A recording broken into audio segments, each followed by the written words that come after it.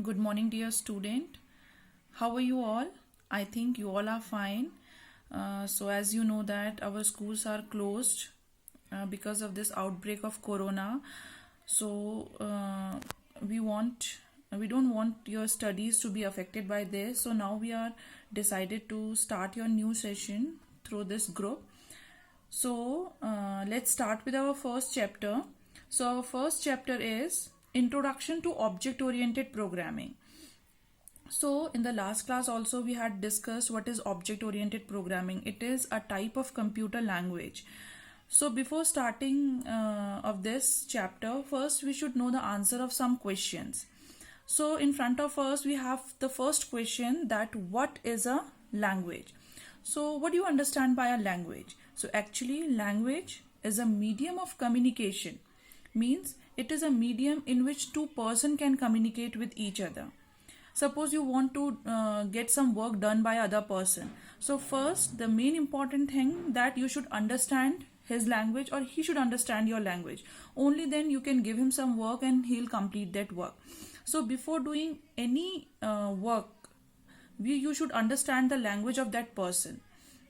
So language is a simple as a mean of communication between two persons. The second question come in front of us, that what are and how many type of computer languages are there? So mainly there are only two type of computer language. First we have a low level language and second we have a high level language. So what is a low level language? Let's first understand this.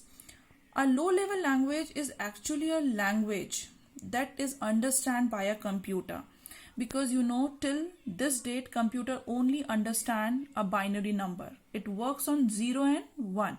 Every numeric, alphanumeric, every special character which is printed on the keyboard has its own alphanumeric number, alphanumeric ASCII code related to it. So the computer understand, suppose as you all know that capital A is a letter of English alphabet. It has a fixed ASCII value 65. So first the computer will convert that 65 into its equivalent binary code. Then only the computer will understand that the user has pressed A in the keyboard. So the language what computer understand, which actually we don't understand, is a low level language.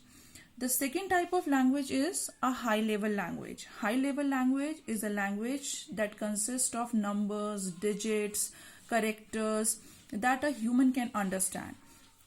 So there are two type of high level language. First is a procedure oriented language and second we have an object oriented language. A procedure oriented language is also known as POP language and an object oriented language is also known as OOPS language. So let's go through each and every language one by one. So second, I am giving you the differentiation between a POP language and an OOPS language. So the first point of differentiation is a procedure oriented language shares a global data. What do you mean by a global data? So as we done in the last class 9, that global data means before starting a program, suppose we have declared integer A and B. So that integer A and B is to be used throughout the program till the scope of the class. So that is means the function share the global data. Global means the data which is defined in the beginning of the program. Whereas an object oriented language, the data values are very secured. Secured means the function which is having A and B as a local value cannot be accessed by any other function outside the class. The second point of differentiation is data move freely from one function to another function. As in object oriented programming, the data are global data, means they are defined outside the function, so it can be used in all the function which we are declaring inside the class. So data can move means the variable A and B can be moved freely from one function to another function. Whereas in object oriented programming language, mishandling of data can be protected because we can protect the data by encapsulation. That a feature that we are discussing later in this video. Third point of differentiation is problem is divided into smaller program called function. In object oriented programming language, we can divide a bigger problem or a program actually into different smaller functions, which is known as function. In object oriented programming language, programs are divided into small segment, and here it is known as object. The last and the most important point is it is a top down approach, whereas object oriented programming language is a bottom up approach.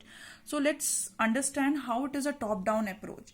See, in programming oriented programming language, the main approach behind this programming oriented programming language is that how to do the things.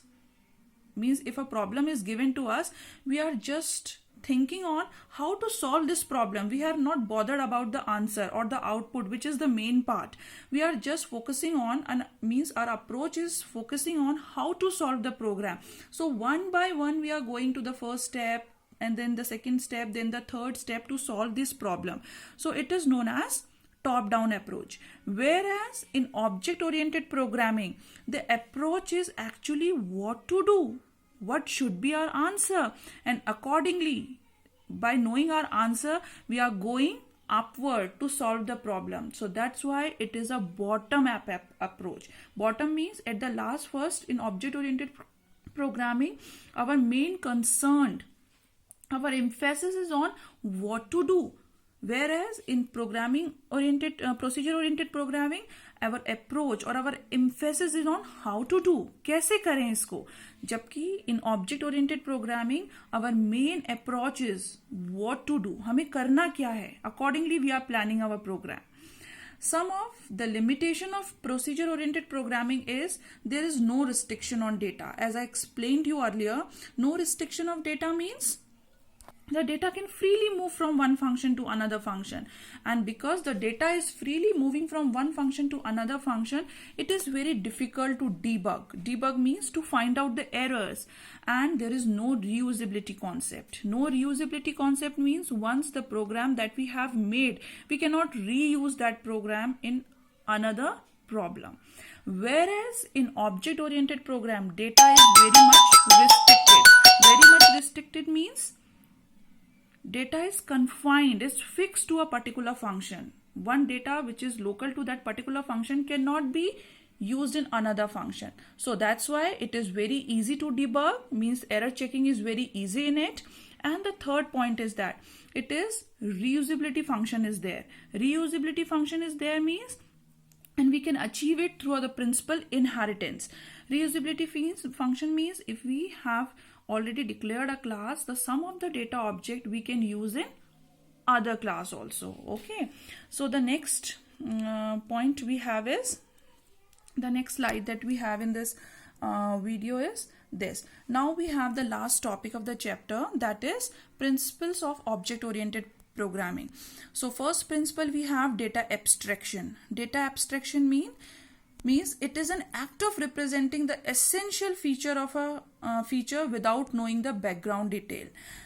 Essential feature means किसी भी object का, किसी भी function के essential features को निकालना without going into the irrelevant background detail.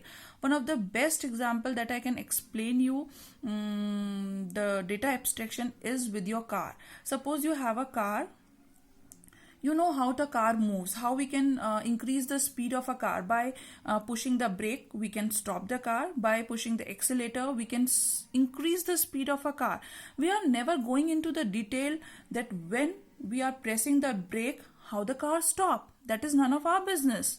It is an irrelevant detail of for us, for the users. So the feature of taking out the essential feature and leaving behind the complexity is known as data abstraction. One more example is there, a pen. Suppose you are writing with your pen on a paper.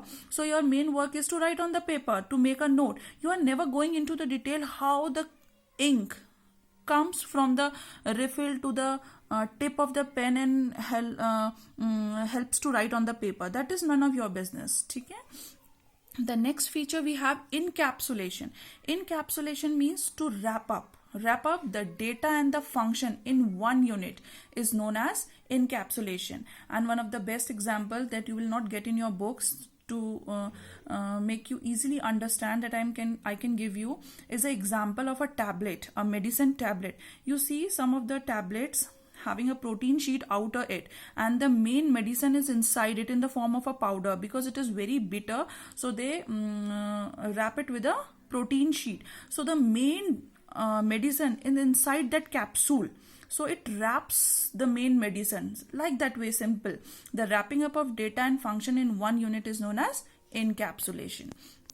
The third feature that we have is inheritance. Inheritance means when one class acquires the feature of other class, it is known as inheritance. Means जब एक class दूसरे class के कोई features को inherit कर लेती है, ले लेती है, that is known as encapsulation. For this I have an example for you.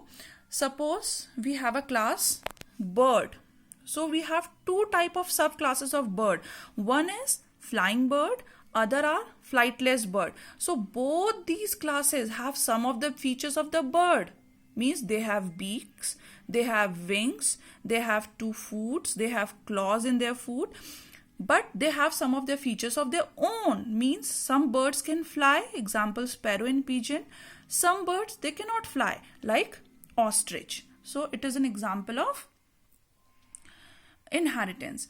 Last feature, it is polymorphism. So when one function behave differently with different message is known as polymorphism. I can give you a best example to understand polymorphism. Means polymorphism is actually made up of two words. Polymorphism.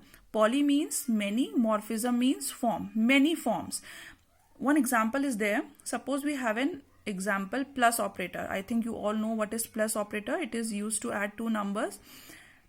Let's take an example. If A is equals to 2 and B is equals to 3, if we'll provide this plus operator with two operands A and B, it will add the value of A and B and give you the result 5. But if this plus operator, same plus operator, it is the same plus operator, we have only one plus operator in mathematics, that is this operator. This operator, when provided with a single operand, it increments its value by 1. So the value of A is 2, and when it is provided with an increment operator plus plus, it increments the value by 1 and the answer is 3. So that's all for today. This is the first video. We'll meet you soon with the exercise of this chapter. So stay at home, stay healthy. Bye bye.